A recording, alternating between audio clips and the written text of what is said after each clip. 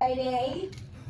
Thank you so much for joining us at our panel. So this is Women Run the World, because we do, you know. The evolution of women's wrestling. I'm Katrina, creator and panel host. I do broadcasting and writing. And I'm gonna let all the ladies introduce themselves and what they do. I'll go next. Good afternoon, all. My name is Janelle. I am actually from New York, representing New York City. Flew in this morning. I am 1/3 of the Jobbeteers podcast, as well as minority owner of Battleclub Pro in New York City.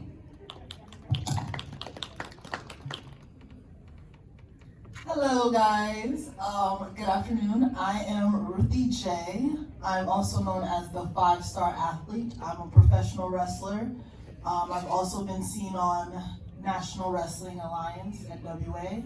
Also seen me on AEW, All Elite Wrestling, and you'll see me on your indies.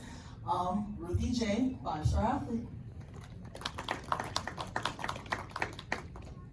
Hi, my name is Sabria Estella. I record wrestling matches and I put them on YouTube, travel throughout Central Florida and South, where I catch people such as Ruthie Jay and put it on the air. I also participate in a podcast called Unpopular View, where we discuss all things wrestling, Raw, SmackDown, NXT, AEW. So, that's me. My name is Xenia. I go by Xenia on the internet, and I'm a professional wrestling journalist, interviewer, broadcaster, and also a new media development professional. Has to do with social media, growth online and digital tools, and I help wrestlers and wrestling promotions grow their following.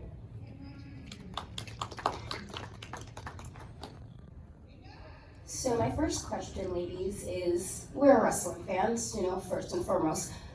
Who was the first woman wrestler for you where you're like, oh, she's super badass, and kind of like where you wanted to watch everything she was doing, or maybe mimic or cosplay, whatever it may be? I will not go first every time, ladies. I'm just gonna put that on the table. There's two actually for me. There's two women for me. Growing up, where I saw them and I said, they are some badasses. The first one would be, of course, one of the ghosts, Trish Stratus.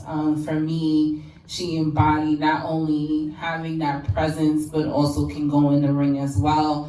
And my second one would be Jazz, Auntie Jazz, because she definitely has impacted myself in terms of how I look at wrestling, how representation matters in wrestling and things of that nature for me. So those would be my two. That's a good question. One of your answers is my answer. Trish Stratus is one of my inspirations. I actually met her at a SuperCon convention, which is crazy. And the second one would probably have to be Lita, because me and my sister were always competitive. So she liked Lita, I like Trish, so we used to always be competitive with each other. And those were the two people we saw bringing it every week. Unfortunately, back then, it wasn't that much chances given to a lot of the women. But a lot of the women did have a lot of talent, but those two were the ones that were highlighted the most and were always bringing it, like Trish and Lita. So, unlike a lot of wrestling fans, I got into it a little later. I didn't watch it as a kid, but I did watch it in the early 2020s. And one of the first match that brought me into it officially was Sasha Banks versus Bianca Belair at WrestleMania 37 for the SmackDown Women's Championship. So those two brought my eyes to wrestling. Bianca caught my eye more of the two because of her athleticism, her style, using the braid for just beating everybody down, which I hadn't seen before. And another one, when I first started watching, Asuka caught my attention. I was always big on Japanese culture as a kid, so seeing a Japanese wrestler in WWE just kicking ass and taking names, and especially the undefeated streak in NXT, definitely did bring my eyes to watching women's wrestling and wrestling in general. I started watching in the thick of the PG era, so in the early 2010s, and for me, that person was Beth Phoenix. That definitely stood out by everything: the presentation, the look, the in-ring style, and she was to me the embodiment of the anti-diva, but without the negativity towards the diva, because I feel like a lot of people think that if you want to juxtapose something, you have to antagonize it and you have to be against it. But to me, her, and especially her feud with Kelly specifically, for example, showed to me that those things can coexist and they can create for a great product, and our strengths are in diversity, be it body diversity, ethnicity diversity, style diversity, everything, and it doesn't have to be one or the other. And she was definitely one of my childhood favorite wrestlers, and to this day, she is a favorite, and me as a broadcaster as well, because she does some wrestling commentary now. So she's still someone that I look up to a lot. Love that, ladies. I think mine was first probably Lita, just because she was a bit tomboyish. And I wasn't wearing thong or nothing, but I like that she was a bit tomboyish, because I'm like, I like pink, but I also did dress girly. So like, I liked her, and then now Bianca, and I was saying Megumi Kudo, which she's like super bad. Like she was doing deathmatch wrestling, and I'm like, girl, not me, but you know. So my next question, ladies, is: do you think women are getting the opportunities and respect currently in 2025 in professional wrestling? Yes, we are. Not to say I'm ungrateful and I'm like, oh, we should have more, we should have more. There's always more to give because there's always money to be made. And now people finally see there's money in women's wrestling, so they're giving us more opportunity. So that, it shouldn't be a privilege anymore, it should be the norm. Like, it shouldn't be like a special attraction, it should be the attraction. Just like how men are the attraction. That's all I want to say about that. I don't mean to be abrasive, but for me the answer would be yes and no, because I feel like since women have not been getting any of the TV time, any of the chances, any of the time and spotlight throughout the ages, we've kind of forgotten what real meaning of the word equality is, and that means half and half, for the lack of a better word. And obviously we're not trying to erase the gender spectrum or the diversity of what it means to be a female or male in this space, right? But ultimately, until it's 50-50, it's not equality. So for people to put 2 women's matches on a show instead of 1 and go like, oh my gosh, progress. This is not progress. It's not going to be equal until it's equal by definition, aka at least 50% of the matches, at least 50% of the TV time, at least 50% of the titles in the promotion are women's. And do I think we're going to reach that soon? No. According to the UN, we're only going to reach gender equality in about 300 years. Very optimistic, I know. But we're definitely taking the steps in the right direction. And hearing from Ruthie as a performer that she does feel like it's going in the right direction is very inspiring and wonderful. But I do want, as a feminist myself, right, to not lose track of where we're trying to go. And it's good to be grateful for the opportunities, but we can't lose sight of how small of a drop in the ocean it really is. So I have to agree with Xenia as well, yes and no. Yes, because we are seeing that women are getting more opportunities. There are times where they're main eventing a show, or they're opening and closing the show, and they're getting more than just 2-minute matches for TV, or being told or not being told that they have to wrestle more feminine and not wrestle so much like men, as we've heard from other wrestlers past have mentioned in interviews and such.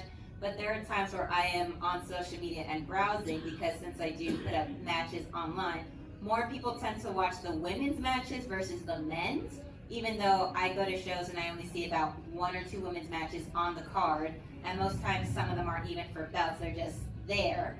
But also I do see on social media as well, people making comments about women, about their appearance, what they're wearing, how they're dressed, making hypocritical, misogynistic comments, saying like, basically saying like, oh, men can show as much skin as they want and it's not a problem, but if women do, then, oh, they're just trying to get attention, or they're just asking for it, being touched, harassed, attacked, stalked, anything like that.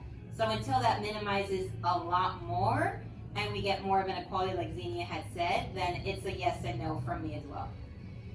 I'm gonna co-sign with the yes and no, because we're always wrestling, and just I think in general, and anything in life is a work in progress. And I feel as if, we've come such a long way where we've had, women main event WrestleMania, where we've had, we just coming off last week in an all-female pay-per-view PLE that WWE just did. So, we have the pieces to the puzzle, they just haven't fully developed the puzzle yet. And it takes time, and it actually takes all of us, whether it's us on the panel, you guys listening in the audience, it takes all of us, all of our, our voices, they matter. Us showing up for independent wrestling especially, that matters because that translates into what we see on TV. So supporting independent wrestling is a huge deal in regards to even where that foundation of equality really starts. So it really starts with ourselves as fans. We have to show up for the wrestlers. We have to show up for equality. Like if we're saying we want something, we have to show up and we actually have to do it. It's a part of the reason why even, with us in New York, we started doing independent shows as a podcast because we wanted to give, independent wrestlers a platform to be able to showcase where they never would have been able to come to New York and wrestle and do things of that nature. So, as I said, it's a work in progress, but we're all here, and it shows that it's something that we want. It shows that it's something that's obtainable. It's just in time. So my next question, just kind of piggybacking off what some of you ladies said, what is your thoughts on the portrayal of women wrestlers in media? Like, there's any promotions, but then you have AEW, TNA, WWE. New Japan really don't have too many women at all, I don't believe. And then we have Stardom, and then you think of all the indie promotions, even from the areas you guys are in, and we have some in New York. What are your thoughts on how women wrestlers are portrayed, even within gimmicks, storylines, etc.? Just like how the men can be stereotyped, the women can be stereotyped too. I feel like the women are portrayed in wrestling in stereotypical ways. If you're blonde, you're pretty and sexy, and you're just ditzy. If you have brown hair, brunette, you're supposed to be like Wonder Woman, brave, ready to fight the villain. If you have muscles, you're supposed to be a powerhouse. And if you're black, you're supposed to be the black girl with an attitude. I just feel like a lot of these wrestling stereotypes are with women too, just like how they are with the men. And until we can break out of those stereotypes and have different characters for women, again, it would never be equal, because the stereotypes for women is how many times can you see the same woman do the same character just because they look like this. So that's something I see in women's wrestling that they portray, especially in the westernized world, like America. That should change.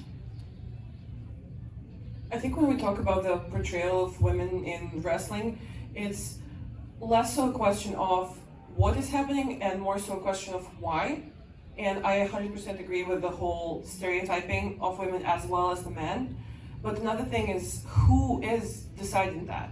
And to have those better, smarter decisions, we need more female writers in the rooms, we need more female bookers, we need more female decision makers who actually understand that a woman is actually a human just like a man.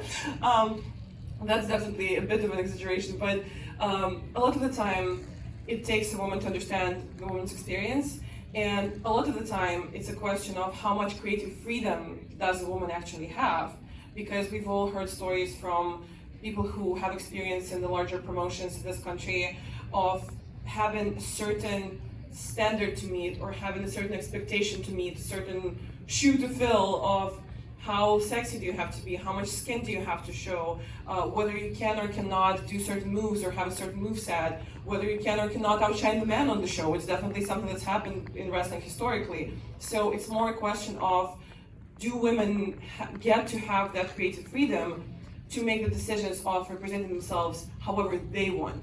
Because ultimately, again, it's not a juxtaposition of like, ooh, the big brother, the biggest promotion wants you to be sexy, so you can't be. So in order to oppose that, you have to be the opposite. No, you can be sexy, and you can be feminine, and you can be a silly girl and have a silly gimmick, right? But it's something that, did you decide that? It's something that you have to have the reins of in your hands. And it's something that a lot of promotions definitely control more when it comes to the female talent than the male talent. So obviously, again, still a long way to go, but as long as it's the women claiming their bodies, their look, their presentation, their character, then I'm cool with that, and I'm happy with that. Yo, I feel like you're just stealing my answers and saying them in a better way. I mean, we're basically gonna have similar answers. No, I know, to but that she just aspect. saying all my answers in a better way. I'm just like, dang, I can articulate my words like this. Well, you guys are a little different. You are in the ring taking all that action, and she does write about it, so she is going to articulate it a little differently. But yeah, it's piggybacking on what both these women said. Like, there are stereotypes for women, whether being blonde and ditzy or being black and the loud black girl that has to get in everybody's faces and start fighting, which gets really old really fast. Or being a Latina, a Latin wrestler, and being stereotyped that all we're good at is cleaning, lying, cheating, stealing, not to use Eddie Guerrero's thing, but unfortunately it's what some Latin people get stereotyped with as well, like the women.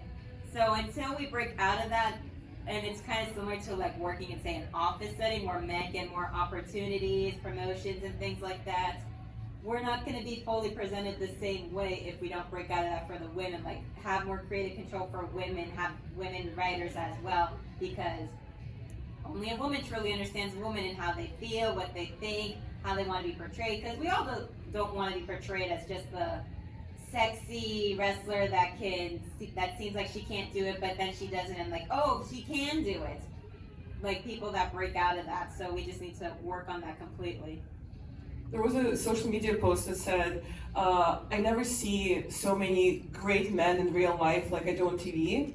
And I see so many more great women in real life than I do on TV. And I think that's the conspiracy theory and the giant misconception that we've been subjected to, because most of the writers, producers, bookers are men. So logically, they portray the male experience. And that's exactly why we need someone to break us out of the stereotype. Because in real life, if you look around you, even right now, it's not 3 male protagonists and 1 girl whose special character, special trait is that she's a girl. We're kind of 50-50 even in this room here right now. And this is just something that's still yet to be portrayed accurately in media, and wrestling is no exception to that. That's a good point.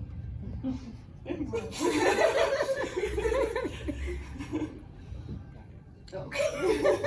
It's gonna be the same thing. I've got to add. So, one of the things, again, as wrestling fans, there's intergender wrestling. And so I've heard some really interesting answers anytime I've asked this question from men that I've interviewed over the years. And so my question to you is, do you think intergender wrestling hinder or help women's wrestling? Hinders. Definitely hinders. I can probably beat up the average guy, but like a wrestler, they also train. We gotta also make this look as believable as possible. So if I beat this guy and they're bigger than me and they work out every day, I don't look better. I just make this guy look weak, but I don't look stronger. It's just all around makes everybody looks bad. Even in the situation, the only person that ever looked good wrestling men is China. That was the only person that has ever looked good wrestling men, and they had to put everything into that. All the production, and all their best workers into that to make it work. And most productions are not going to do that. So I definitely say it will hinder us. I actually agree. I do think at times it can hinder just the optics of it. Like, you go into the situation, and I think more or less on the independent scene, you'll see a lot of those type of matches. But when you look on television and things of that nature, when you look at a storyline, look at a heel, a face, at those things of that nature, like a big guy is always going to be the bad guy in the situation with a female. So I definitely think if it's done properly and correctly, then I don't think it would hinder as much. But I think just in general, I think keeping it kind of, and it's hard because you enter that equality thing. You're like, who can do what? Can we do the same? And we can do the same, but it doesn't mean you have to do the same at the same time. So I'm definitely a big proponent of keeping professional wrestling in the realm of believability, 100%. But I think if you strip it to the bone of gender, it really does not depend on gender. In the same realm that Rey Mysterio can wrestle Randy Orton, a woman can wrestle a man. And there's different, again, body diversity, different body types that we have present on TV right now, different sizes, different heights, different weights. So in any pro wrestling division, there would be a woman who looks as strong as the man, and then there would be men within the division where one is twice the size of the other. And then it's a thing of preferences. Are you the kind of fan who wants to suspend that realm of believability and who wants to watch Commander versus Brody King, who's 3 times his size, right? Or if it's something that you don't like, and that's perfectly fine. But it should not really depend on gender. And for me, when I think back to some of the recent intergender matches that I've personally seen, it would be people like Joey Janelle versus Megan Bayne, where she's like a good 3 inches taller than him. It would be Titus Alexander versus Billy Starks, where they're the exact same size and build. And it's really not something that, in my mind, invokes this is not believable. And my biggest pet peeve in wrestling, as an industry probably, is when people say that intergender wrestling promotes domestic violence. And that is, to me, completely inaccurate and completely baseless, because we're talking about consenting adults who are professionally trained athletes, who have stepped into the ring, who know what they're expecting of that interaction, right? And that also erases, same-sex relationships where there's also domestic violence. Well, then we can look at man versus man or woman versus woman match and be like, oh, this also perpetrates domestic violence. So this is something that I just wanted to mention because this is something that always makes my blood boil when people mention. But again, as much as I support keeping wrestling within that realm of believability, I really think that if we introspect and if we strip it off the social constructs, it really, really, really does not depend on gender. But that's just my humble opinion. No, that's all right. I think looking at that, because I've watched intergender matches before, both on TV, pay-per-views, and as well as watching it live in person. Not only can it depend on who you're fighting, but in terms of like popularity in the brand. So say a female wrestler that isn't as popular goes up against one of the big stars, one of the faces of the company. They go against that person and she wins. Then people start making comments like being like, oh, she just got lucky because she's a girl. Or whenever you are at those matches or watch those shows, I've seen it, I've heard it being like, oh, what is that guy doing? He's beating up that little girl. It's like girls can fight and fight harder than the men too. So we don't need to say things like that because it perpetuates the stereotype that girls can't fight and are weak and frail and fragile. So we need to break that down too completely and just stop saying that altogether. Because yeah, a girl can fight and she can fight a man if she has to. I would know I beat one up before and I kicked his ass. So if I can do it and I don't wrestle for the life of me, and as much as I love watching and meeting these people and talking to them, I personally don't want to do it, then other people can. But if you're being built up on taking down the biggest people, both size, height, weight, and popularity, and you're getting talked down and people are booing you and just saying degrading things to humiliate you, then it's going to hinder that, unfortunately. But if done right, like Ruthie has mentioned about China and Xenia and Janelle have mentioned, if they can build it up not like China, then we can have that enhanced talent for the future. If I may, can I add that I think the trope of this big bad guy is beating up this poor little girl is not inherently bad, because the trope of, oh my gosh, this big strong guy is beating up this poor little guy also very much exists and thrives in wrestling. So why not the girl as well? All of that can be worked and can be modified, again, completely irregardless of gender. Thank you, ladies. Sorry. Love the answers. And so my next question is, what do you guys think, like, fans or even other people in like the wrestling sphere can do to support women wrestlers more effectively? Give us money. You see that guy? Stand up, please. Yes, stand up. Yes, please. This gentleman here has her T-shirt on. Wait, she needs to stand up too. She needs to stand up. Oh, we got another one. See, this is how you support women's wrestling. By supporting them, their merch, their matches, their promos, the shows that they attend. That's how you support women's wrestling. That's what I mean by give us money. That is what. Buy a ticket. Tickets matter. Tickets go to their rates, their merch, stickers, photographs.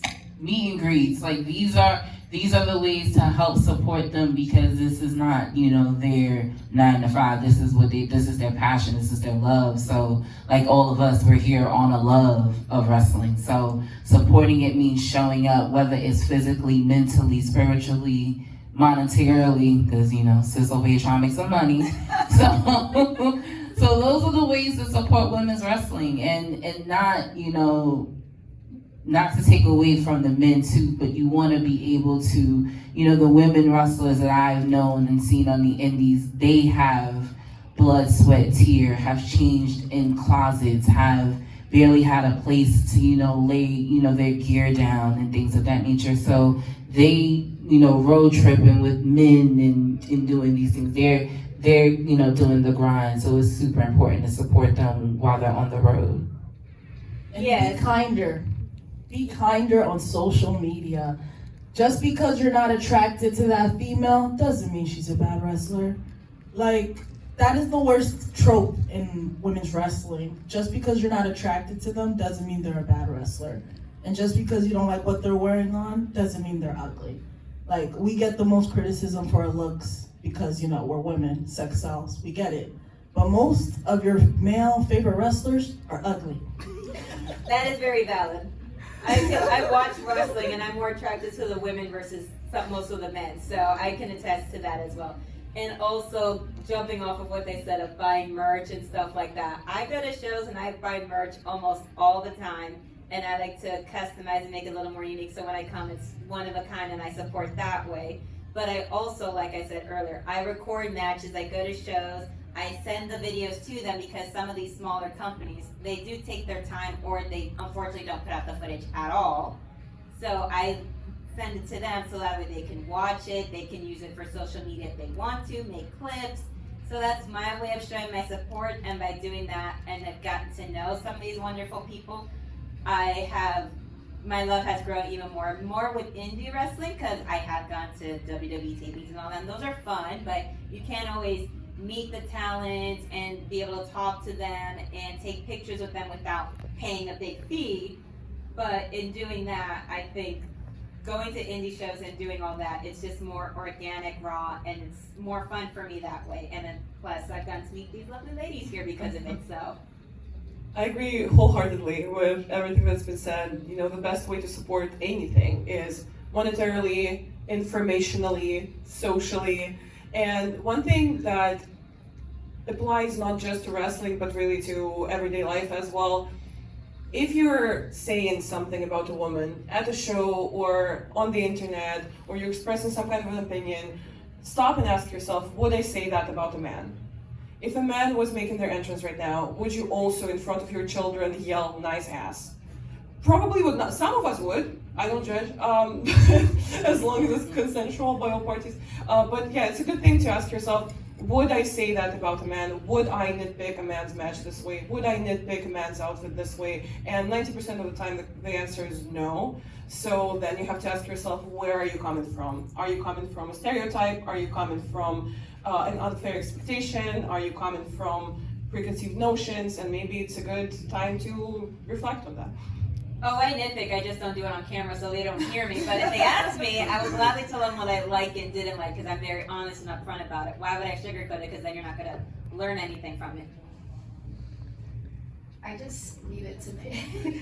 You mentioned about like some of the men wrestlers are ugly, and I'm like, Well, I mean, she's not wrong. I no, just I'm like, she's why? not, because like I think I was my last panel, it was said, do we only like the wrestlers because they're attractive? And I was like, I'm sorry, like everybody's not Roman Reigns, so I need y'all to calm down a bit. I think that they're taking a preference, but we don't just like wrestlers just because they're attractive. Yeah, and so like Rhea Ripley, toss me, just saying. She's somebody who tossed me and I'll be okay with that. Like, but don't say every man or something that's comments. That just made me laugh because facts. But everyone is beautiful in their own way. My next question, it's a bit of a pivot, but if you can book your dream match with any women opponents, any era, any promotion, who would it be? You want to start down this time? we mentioned China today, and I think no conversation about trailblazers in women's wrestling can go without China, and it's definitely someone that we lost way too soon, and someone that I would love to, have been able to see more of. And as an opponent, I would pick one of my current favorite women's wrestlers. That would be Chris Statlander from All Elite Wrestling, and I feel like they both have that hard-hitting style. They both have this rough around the edges presentation, and even though in the beginning I was talking about how I love the juxtaposition of a traditional diva versus anti-diva, but this is just something that immediately popped into my mind, and if I had the magic wand, this is definitely one that I had. And pictures and stuff that had circulated from the previous evolution when we got that picture with Bianca, Jazz, and Jacqueline. I would like to, if that could ever happen, maybe Bianca versus Jazz one day. That would be a fun match. There's a good thing about 2K. I'd love to wrestle Mercedes. Honestly, I think that would be a great match. Ruthie Jay versus Mercedes Monet would be a great match. Who in the indies would you right now? Wait, like on the indies, like Yeah. not signed to anybody? Yeah. Everybody's signed to AEW or something. Who's not signed? I mean, Even if they wasn't, just who's somebody else. there's a good number of indie wrestlers out there. Well, I'd want to also have a match with Charlotte Flair. Okay. That's one.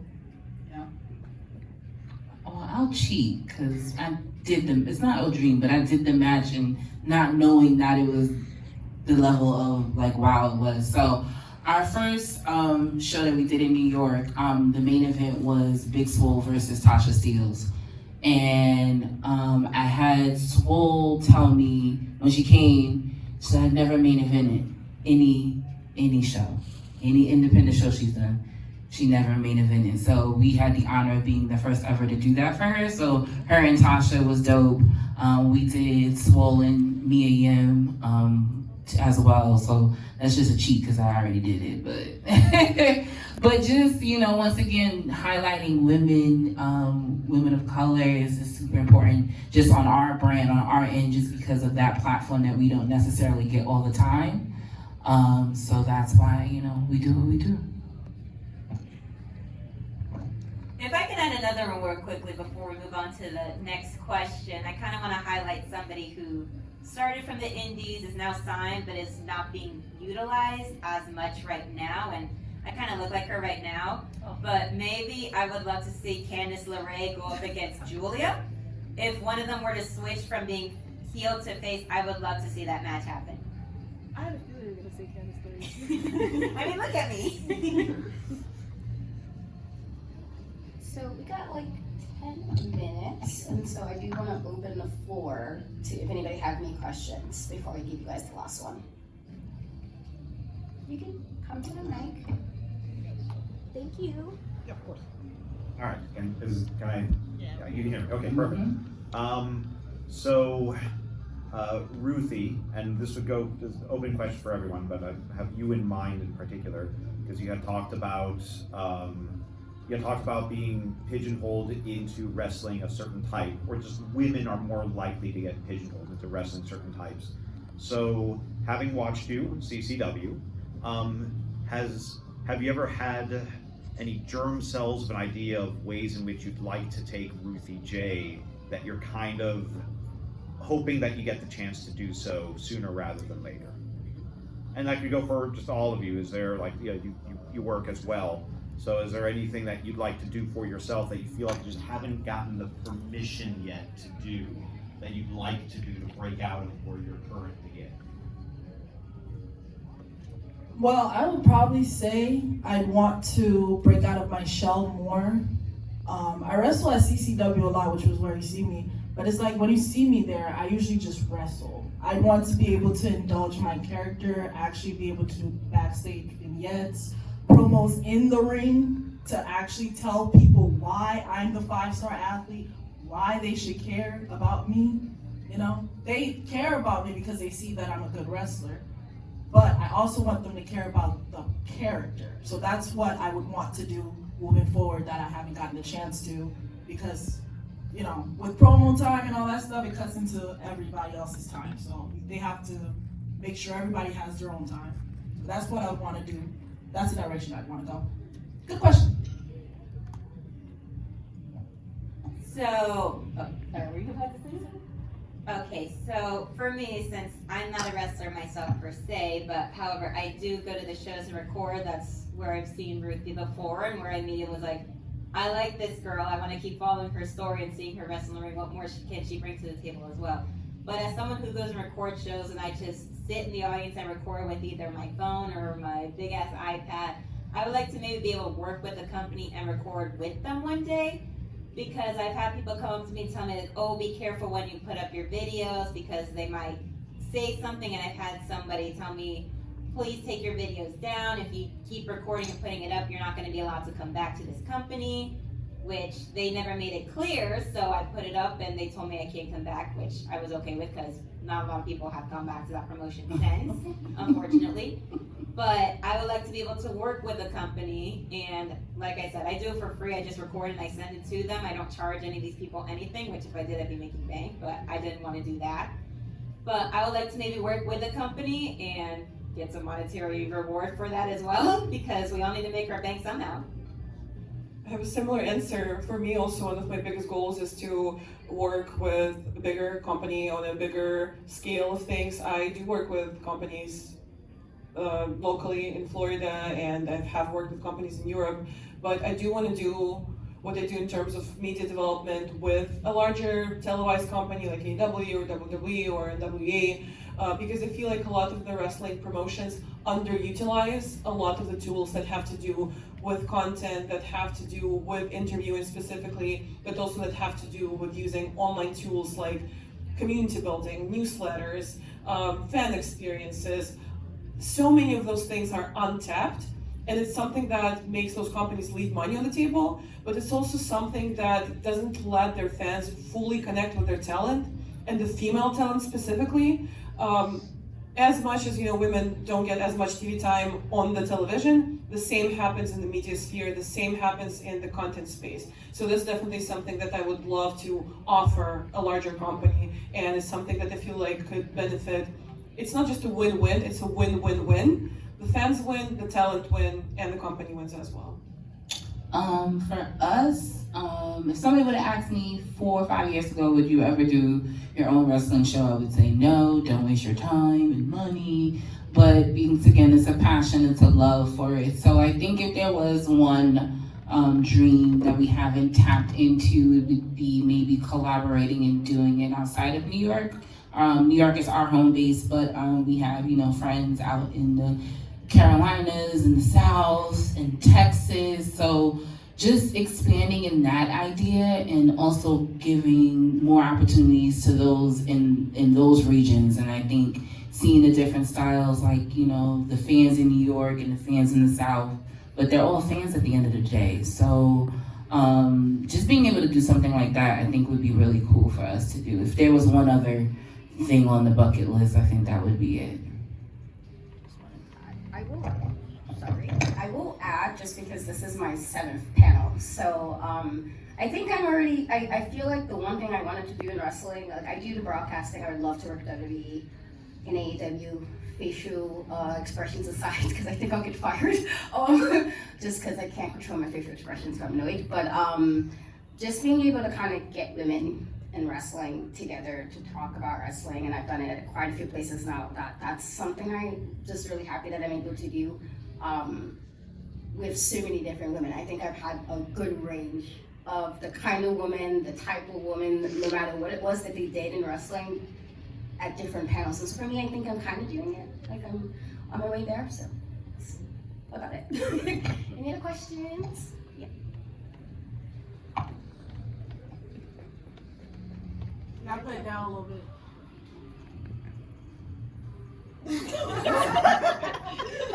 Thank you. The joys of being short. I still have the tippy toe. My question for the wrestlers, I guess going back to earlier on before you had your career, right? Or before you even knew that you could do this, compared to now, what would you say changed the most about you? My attitude. Please expand. Thank you. I'll say my attitude changed from the beginning to now. I think I have a better attitude, a better spirit in life. Because you have to be like optimistic when it comes to this. You can't be so pessimistic. You have to like walk into a building like, okay, it's gonna be a good day, it's gonna be a good match, it's gonna be a good night. Like, I think my attitude changed a lot with wrestling, because I used to be very like pessimistic all the time, like a downer. I think you can hear it in my voice. But like, it's like an upper. You have to have the energy, or the crowd is not gonna feel your energy. So I would say my attitude, like wrestling helped me have a better attitude, or a better like positive spirit with life. Well, I'm not a wrestler personally, but I hear the other side as I'm recording. So I'm hearing the people, if they have any reaction towards it, I'm hearing them if they're booing, cheering, heckling. Sometimes I'll do a bit of it myself if I can't help it. But seeing that and hearing that, it shows that what they're doing is adding to the product as well, and how wrestling has changed me. Before, I used to be a little bit more on the shy, reserved, quiet side, but going to shows now and meeting all these people, I come and I stand out, not only because I record and I send videos to everybody, it's because I dress up and I have fun with it. I come almost like a character. Yeah, you're not shy anymore. Look at this outfit, guys. Look at her outfit. Look at her outfit, guys. Showing some love for Kaz and I from Digimon Frontier. Better season of Digimon, hot take, but yeah, going to shows and just dressing up and having more fun with it also is a great icebreaker, gets people talking, and I just like to have fun with it, because there's nothing wrong with coming in just jeans and a merch shirt, but I just feel like doing that, you just look like everybody else, and wrestlers don't look like everybody else. They're not supposed to look like everybody else. So I feel like that kind of helps as well. So that's definitely something that changed for me with wrestling. You had a question as well? Yeah. Hi, just one. Every generation has its trailblazers, and some have even gone to become trainers or even pass down their experience, their wisdom to the next generation. So my question is kind of a twofer. What has been the best advice you've ever gotten going into your respective parts of the industry, and what is the advice you would give to the next coming generation? I think for me, the best advice that I've gotten was to not take criticism from people that you wouldn't take advice from. When you're in any way in the public eye or in the informational field, there would be so many opinions and so many questions and so many different takes and disagreements and agreements. And it's so easy to lose yourself in that, especially when you're just starting. And I started out very much as a traditional content creator. I've been doing YouTube for 7 years, and I started out as like a wrestling blogger.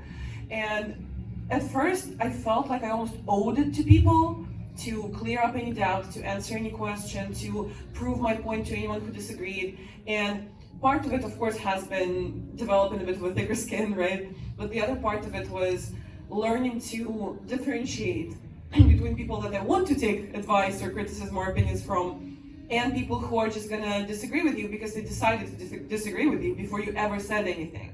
And there's going to be negativity, but there's going to be more positivity, for sure.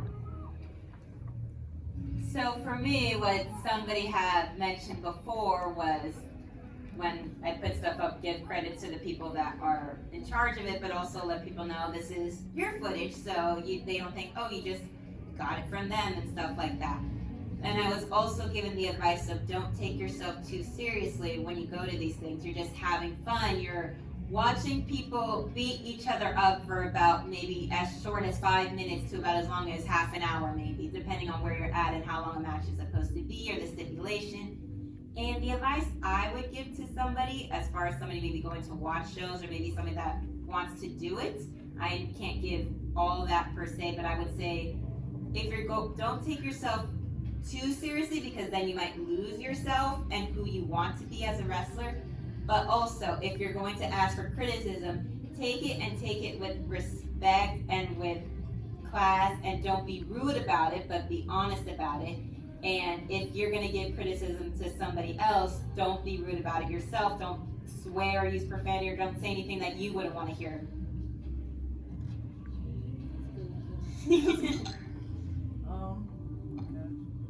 I could go on and on all day about all the things I learned in wrestling.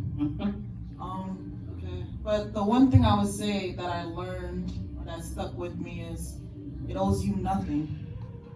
Wrestling owes you absolutely nothing. So, you know, you can do whatever you want with it. You can take it a mile, 10 miles, 10 years, 5 years, but it owes you nothing. So do the most you can with the time you have. And what I would tell someone that's coming into the industry is this is called the wrestling business, not the wrestling passion. Be as passionate as you want, but it's not gonna take you anywhere. It's called business. We had the pleasure on our podcast to have Chad Gaspar of Crime Time before he had passed. We interviewed him, and he's a dear friend of ours from New York. One thing he mentioned during our interview with him that it always stuck to me, sticks me to this day, is to always be unapologetically yourself. Do not worry about what the next person thinks, what they're saying. Stay true to who you are and know that your foundation and what that looks like for you. And that honestly is what my advice for anyone starting a podcast, doing anything in media, whether it's wrestling, sports, whatever it is, always be you. Be authentic. Don't apologize for who you are. You're gonna ruffle feathers, that's good. Ruffle feathers. You're gonna shake a table, shake a table. That is what you're supposed to do. You're supposed to have a challenge. You're supposed to be passionate. And I definitely love that you mentioned the business part of it, because you definitely do want to make a few dollars. So, but no, just always stand on your 10 toes and be you. And that was the one thing Chad always said when they were in WWE, they were always themselves. Never changed, so always stuck to me.